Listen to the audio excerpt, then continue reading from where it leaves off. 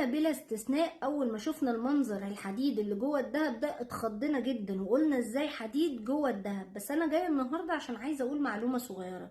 المشغولات اللي عامله زي كده اللي هي المسمار والحاجات الكارتيه اللي طالعه دي بتبقى عندنا في شغل الدهب اسمها هولو، او بالمعنى الاصح نفخ. اي خبطه بتيجي فيها بتلاقيها اتطبقت، او بالمصطلح اللي بيقولوه اتعضت، بتحس ان هي دخلت لجوه. وللاسف ما بيبقاش ليها تصليح. وعشان يدعموا الذهب لانه معدن لين جدا بيحطوا جواه جزء الحديد اللي انتوا شايفينه ده يكون في مفصله بترد، يعني المفصله بتاعه الاسوره نفسها لما بنفتحها وترجع ترد لوحدها اعرفوا ان جواها سوسته حديد. اللي عايزه اقوله ان احنا عندنا شركات في مصر بتبيعي وتشتري زي ما هي، ولا بتتقص ولا بتتفك ولا بتتشال، زي الشركات كده اللي بتعتمد بالفصوص بتاعتها. المشغولات تقدري تبيعيها وتشتريها بنفس الفصوص. عشان كده نتأكد من اللوجو اللي على الاسورة او على القطعة اللي انت بتشتريها، سواء كان فيها فصوص او كان جواها حديد عشان يدعم القطعة دي عشان تقدر ان هي تفتح وتقفل معاكي. لان من غير الجزء الحديد ده